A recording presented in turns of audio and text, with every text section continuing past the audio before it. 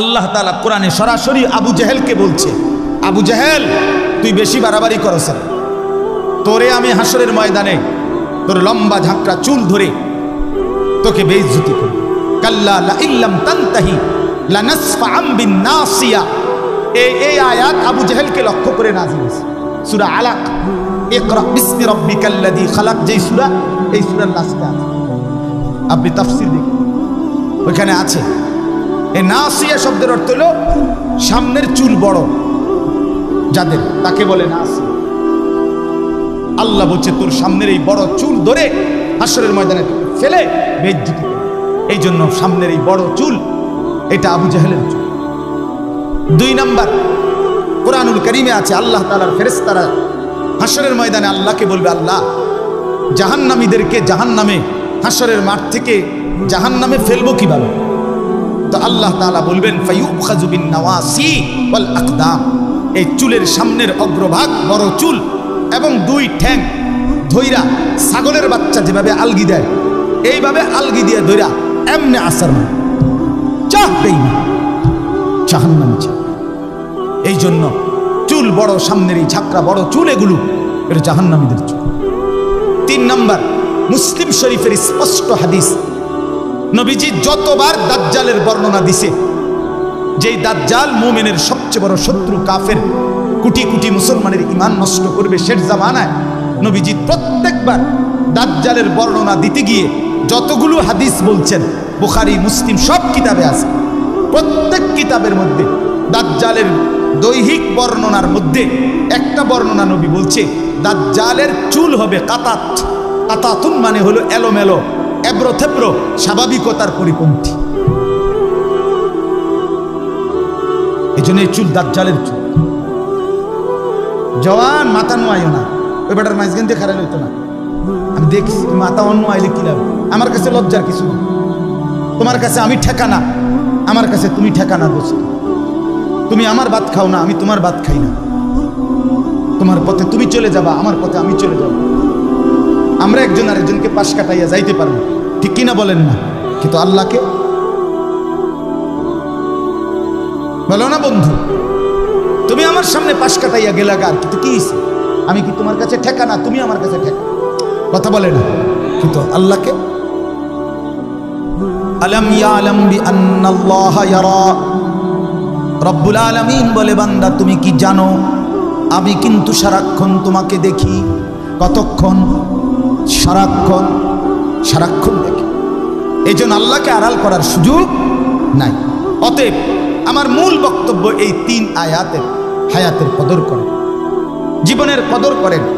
বন্ধু আমার, ইমাম ইবনু রজব হাম্বলি রহমতুল্লাহ আলাই, বিশ্ববিখ্যাত একজন আলেম, ওনার একটা কিতাবে উনি লিখছেন, প্রত্যেকটা দিন, এই কথাটা শুনেন, প্রতিটা দিন যখন ভোর হয়, নতুন একটা দিনের সূচনা হয়, ওই দিনটা পৃথিবীবাসীকে ডাক দিয়ে বলে, হে দুনিয়াবাসী, আমি শুধু আজকের জন্যই পৃথিবীতে এসেছি, কিয়ামত পর্যন্ত আর কোনো দিন আসবো না। আল্লাহর বান্দা, আমারে নষ্ট কইরো না, কদর করো। প্রতিটা রাত এভাবে ডাক দিয়ে বলে, হে আল্লাহর বান্দা, আমি একবারের জন্যই এসেছি, আমি আর কোনো দিন আসবো না, আমারে নষ্ট করো না, কদর করো। বলেন আপনার আজকের 12 ফেব্রুয়ারি 2024 সোমবার পৃথিবীতে আর কোনো দিন আসবে? বলেন না বাপ, আগামী সোমবার তো আসবে, সেটা 12ই ফেব্রুয়ারি, আর কোনো দিন আসবে? এই একবারের জন্যই আসছে, একবারের জন্যই আসছে। এই জন্য প্রতিটা দিন বলে কদর করো, প্রতিটা রাত বলে কদর করো, নষ্ট করো না, আমি আর আসবো।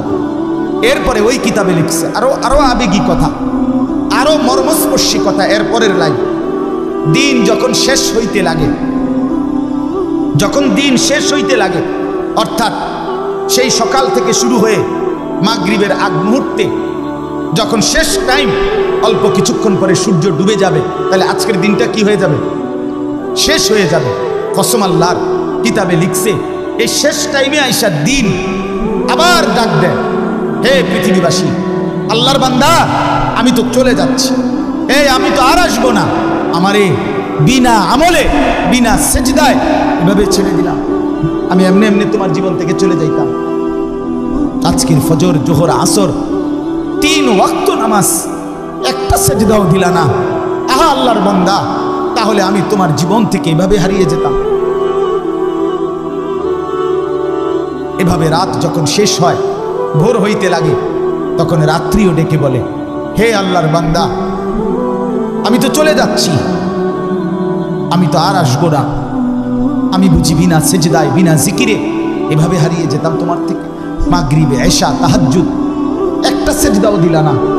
সারাটা রাত মোবাইলে নাচ গান, ছবির নর্তকীর দৃশ্য, উলঙ্গ নাচ গান, বেহায়াপনা, সুদের লেনদেন, ঘুষের লেনদেন, হারামের লেনদেন, নাটক, সিনেমা, টেলিভিশন, অথবা শুধু শুধু ঘুমে সারাটা রাত শেষ করে দিলা। আমারে বুঝি বিনা আমলে বিদায় দিলা। এভাবে ডেকে আমার বাপ কল্পনা করেন, এক মা যদি কোনো সন্তানের কাছে সকালে আসে আর কিছু একটা চায়, সন্ধ্যাবেলায় সেই মা যদি আরেকবার বলে, পুত সারাটা দিন তোর কাছে চাইলাম, দিলি না, মা চলে যাচ্ছি, তাইলে তুই আমারে কিছুই দিবি না বাপ? তাহলে পৃথিবীর পাথর দিল সন্তানও তো দিলটা নরম হওয়ার। কোন বাবা যদি বলে, পুত আমি সেই 4টা ঘন্টা তোর সামনে বসে রয়েছি, তোর কাছে 200টা টাকা চাইছি, টাকাটা দিলি না পুত, দিবি না, তাইলে আমি চলে যাইতাম। এটা বললে কি পাষাণ দিল সন্তানের কলিজা নরম হবে না? তো আল্লাহর বান্দা, আল্লাহ তাআলাও তো ডাক দিছে, ইয়া আইয়ুহাল ইনসান মা গাররাকা বিরাব্বিকাল কারীম। হে মানুষ, আমার বান্দা, আমার মতো দয়ালু মেহেরবান মনিবকে ছেড়ে কে তোমারে আমার থেকে আড়াল করে ধোঁকা দিল? আমাকে বাদ দিয়ে বান্দা কাকে পেলে?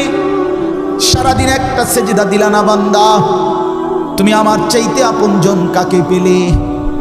কোন সে বন্ধু পেলে যে বন্ধুকে পেয়ে আমার মতো আপন বন্ধুকে ছেড়ে দিলে বান্দা? বলো না, কি বলবেন? যুবক ভাই, তোমরা যারা আজকে সারাদিনে এক ওয়াক্ত নামাজ পড়ো নাই, ফজর, জোহর, আসর, মাগরিব, এশা, এক ওয়াক্ত নামাজের সেজদা যাদের কপালে নাই, তোমার মালিক তো তোমাকে ডাক দিছে। তোমার মালিক বলছে, বান্দা, আলাম ইয়ানি লিল্লাযীনা আমানু আন তাখশা কুলুবুহুম লিযিকরিল্লাহ।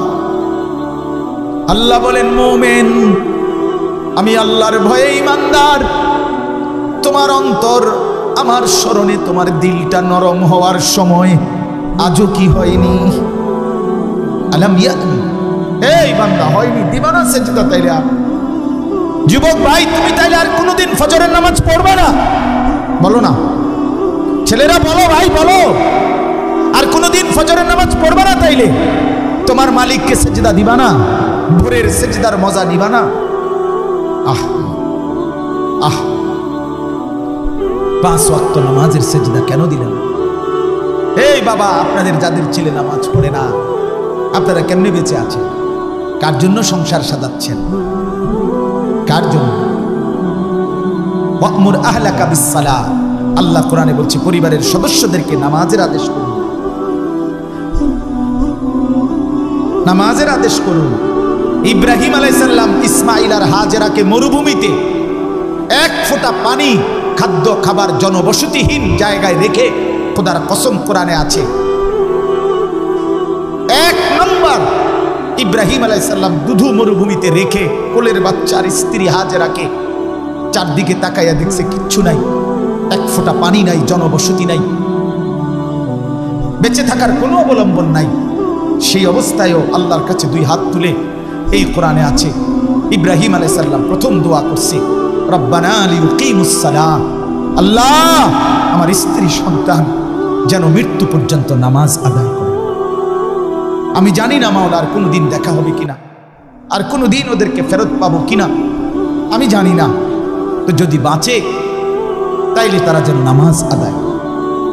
যেখানে এক পিতা, এক স্বামী তার স্ত্রী সন্তানের জন্য এই মরুভূমির নিঃস্ব অবস্থা তো নামাজের ফিকির করছেন, সেখানে আপনি বাবা আপনার ঘরে খাট, পালং, সোফা, ফার্নিচার, দালান, বিল্ডিং, ঘর, জায়গা, জমি এত কিছু থাকার পরেও আপনি আপনার ছেলে মেয়ে স্ত্রীর জন্য নামাজের ফিকির করলেন না? কেন করলেন? কেন ছেড়ে দিলেন? কেন পরাজিত হলেন? মুসলমান তো হারে না, মুমিন তো পরাজিত হয় না। আমি অনুরোধ করব, আর যুবক ভাই তোমাদেরকে বললাম ওই আগের কথা, যদি কেউ গুরুত্ব নাও দেয় তোমারে, তুমি নষ্ট হয়েও না। ইব্রাহিম আলাইহিস সালামের বাবা আজর মূর্তি পূজক ছিল, তাই বলে তিনি ভেসে যায় নাই, তিনি সন্তান ইমানদার ছিলেন। এর জন্য তুমি নষ্ট হয়েও না। আমার অনুরোধ, আমি আবারও বলছি, আমি যদি বলো কাছে গিয়ে বলতে বলতে রাজি। আমি এক ফেরিওয়ালা, যেই ফেরিওয়ালার মাকসাদ আমার জিন্দিগির মাকসাদ, আমি বুঝি ফেরিওয়ালা আমি। আর এই ফেরিওয়ালার একটা নিয়ম হলো, ফেরিওয়ালা জানে তার প্রত্যেক ডাকে কাস্টমার আসে না। কথা বলেন না কেন? ফেরিওয়ালা প্রতিবার ডাক দিলে কি আসে না? কাস্টমার আসে না, সে জানে, কিন্তু সে বলতেই থাকে, সে তার পণ্য ঘোষণা দিতেই থাকে, রোডে রোডে গলিতে গলিতে সে বলতেই থাকে। সে জানে 30 বার বললে 50 বার বললে হয়তো কেউ একবার সাড়া দিতে পারে, এই আশায় সে বলতেই থাকে। আমরা ফেরিওয়ালা, আমরা বলতেই আছি, বলতেই থাকি, ভাবি, ভাবনা করি, ইনশাআল্লাহ এর ভিতর থেকেই বদলাম। হতাশ না, আমি হতাশ না, আমি হতাশাগ্রস্তদের অন্তর্ভুক্ত না, আমি হতাশ হতেও চাই না, কারণ হতাশা কুফরি। কোরআনে স্পষ্ট আছে, যে হতাশ হয় সে বেঈমান হয়। হতাশা কি বলেন না? কুফরি, কুফরি। মুমিনের জন্য হতাশা জায়েজ নাই, হাল ছেড়ে দেওয়া জায়েজ নাই। এই জন্য আপনাদের কাছে অনুরোধ করলাম, সবাই নামাজ পড়েন, সবাই সেজদা করেন, বলেন ইনশাআল্লাহ, বলেন ইনশাআল্লাহ। এই ভাই বললাম, যে সেজদা করে না, আমার একটা সত্য কথা শুনেন, যে সেজদা করে না, আমার দৃষ্টিতে এত বড় 7 আসমান 7 জমিন, এত বড় কুল কায়নাতের মালিক, রাজাধিরাজ, আহকামুল হাকিমিন, মহান আল্লাহ, যার হাতে আমার অস্তিত্ব, আমার বেঁচে থাকা, আমার নড়া চড়া, আমার বিন্দু বিসর্গ টিকে থাকা, আমার নিঃশ্বাস যেই আল্লাহর হাতে। আবারও বলছি ভাই শোনো, সেই আল্লাহর সামনে যে মাথা নোয়ায় না, ঘাড় নোয়ায় না, সেজদা দেয় না, খোদার কসম আমার দৃষ্টিতে তার চাইতে বড় ঘাটতারা, গাদ্দার, বেয়াদব আর কেউ হইতে পারে না। তুই সবচেয়ে বড় ঘাটতারা, তুই ঘাউরা নাম্বার 1।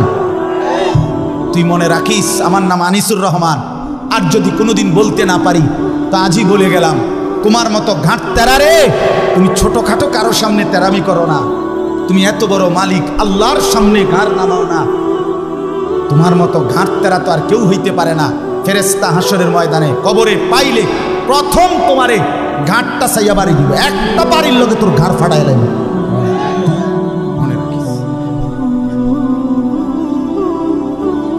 তামসা মনে করো না, তুমি জিন্দিগি তেমন উপভোগের কিচ্ছু নাই, এই ফাঙ্গাস তেলাফিয়া ছাড়া কিচ্ছু নেই জীবনে, তো আহামরি কিচ্ছু না, ফুলকপি আর ভাতা কপি, বাজারে তরকারি নাই,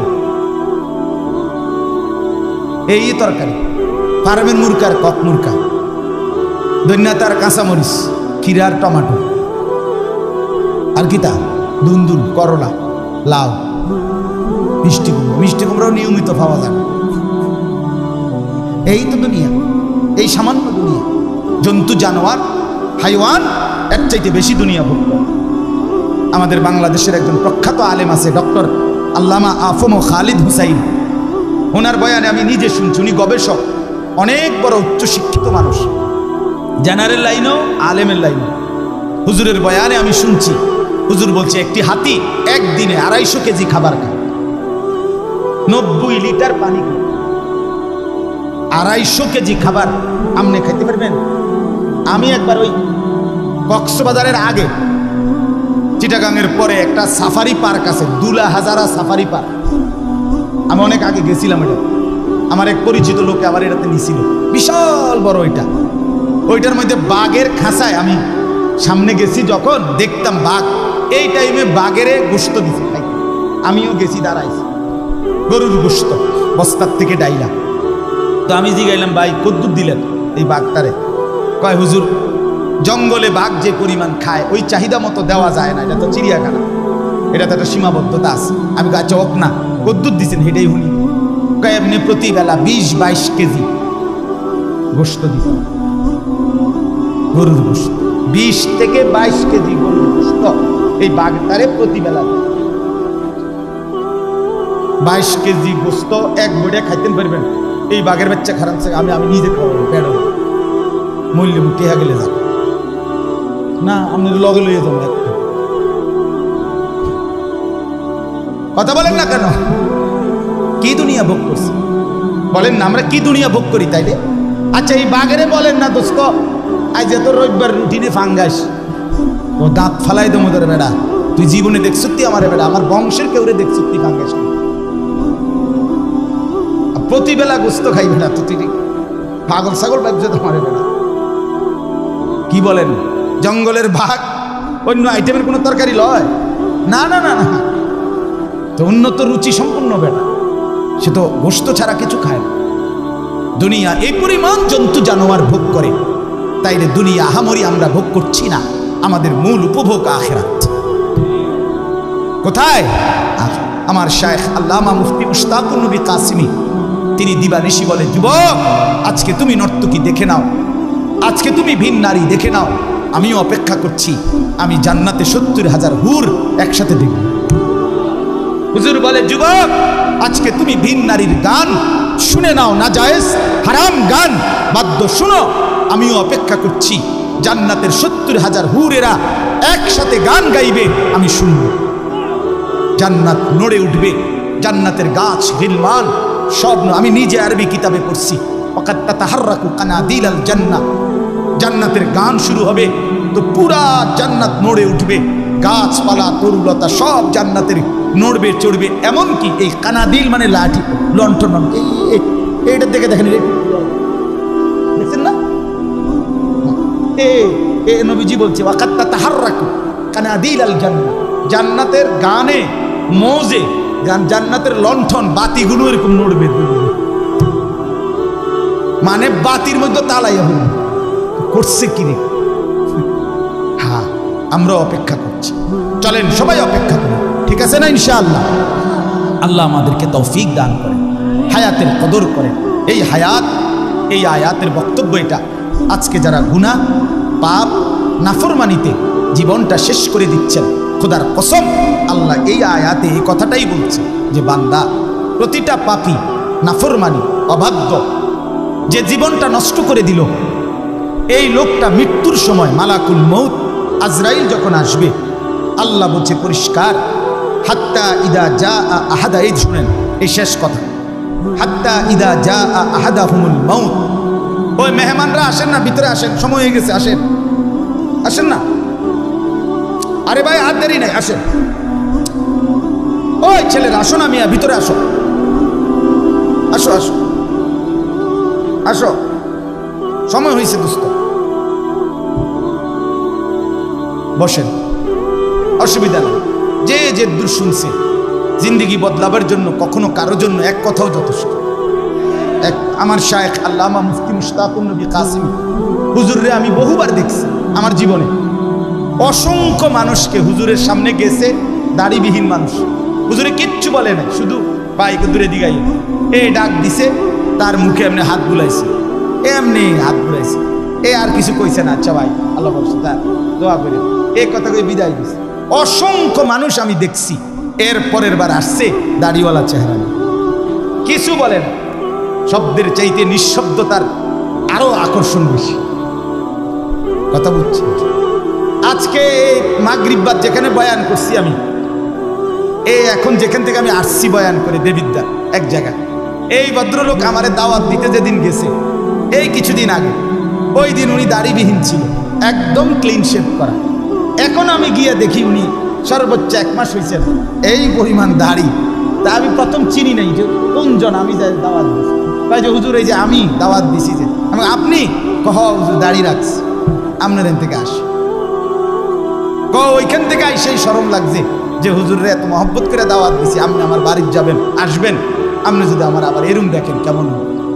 আলহামদুলিল্লাহ, মালিকের কারণ। এজন্য বাপ আমরা প্রত্যেকে বদলাই। আল্লাহ তাআলা বলেন, হাত্তা ইদা জা আহাদাহুমুল মাউত, প্রত্যেকটা পাপী নাফরমানের মৃত্যুর সময় যখন আসবে, মালাকুল মউত আসবে, ক্বালা রব্বিরজিউন, এই কথাটাই শুধু বলতে চাচ্ছি।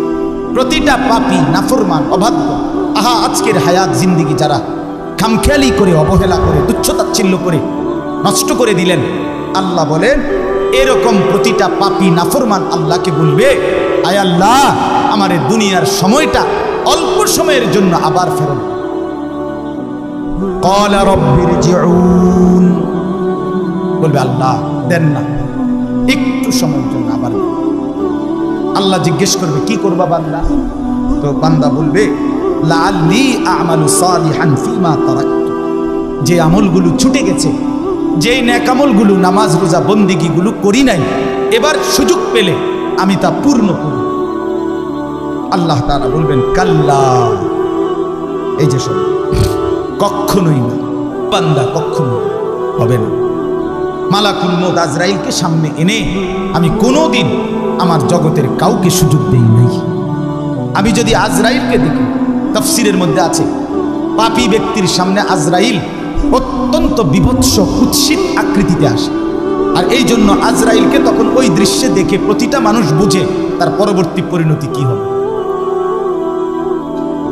এই জন্য সে তখন দুনিয়ার হায়াত চায়, আল্লাহ একটু সুযোগ দেন, ওরে ফিরায় দেন। তো এই জন্য আল্লাহ বলে, না বান্দা, হবে না। আজরাইলকে দেখাইবার পরে যদি আমি ফেরাউন নমরুদেরও সুযোগ দিতাম, তো নমরুদ ফেরাউনও জুনায়েদ বাগদাদি হয়ে যেত। হ্যাঁ, ভালো হয়ে যেত, ভালো হয়ে যাইত। আমি দেই নাই, আমি সুযোগ দেই নাই। ইন্নাহা কালিমাতুন হুয়া কাইলুহা, আল্লাহ বলে, নাফরমান পাপী, তুই বিপদ দেখলে, এই যে এখন আজরাইলের এই বিভৎস চেহারা দেখে বিপদ বুঝছ, এই জন্য আমাকে ডাকছ।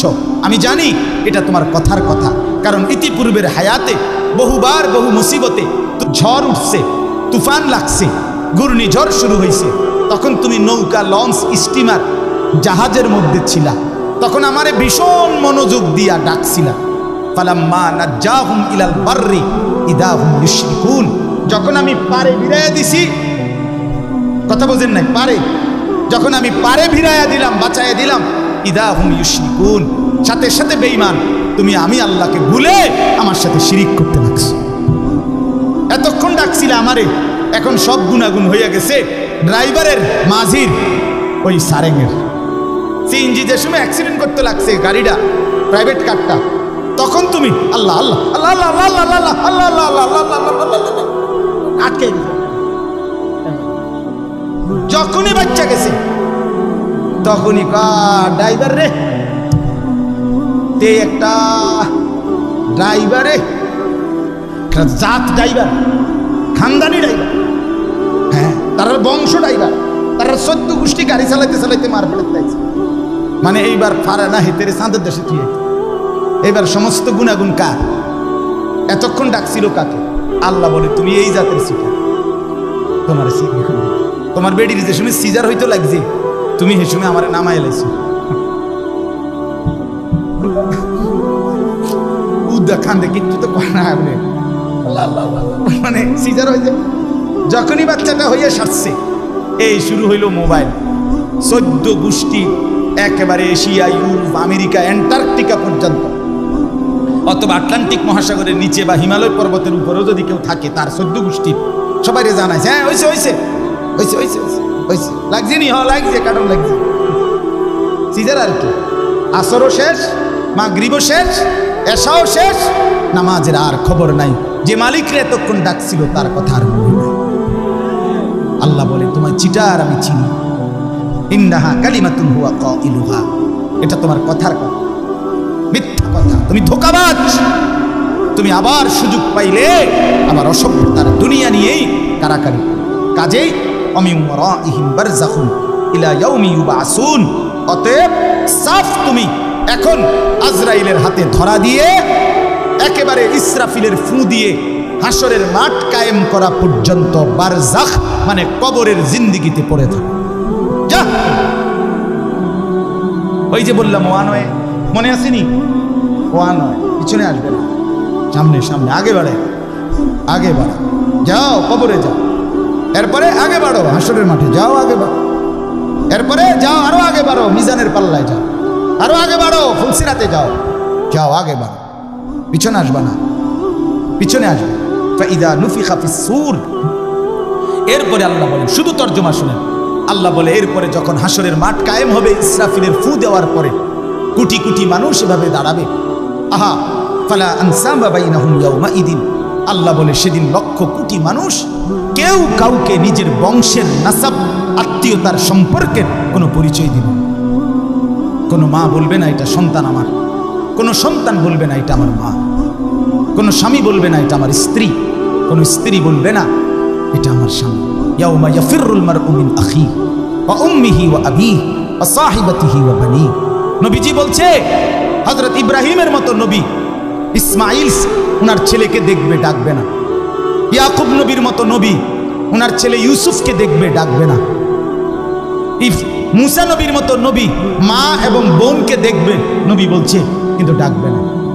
আসলে লিকুল্লি ইমরিইন মিনহুম ইয়াউমাইদিন শাআনুন ইউগনি, প্রত্যেকে নিজেকে নিয়ে ব্যস্ত।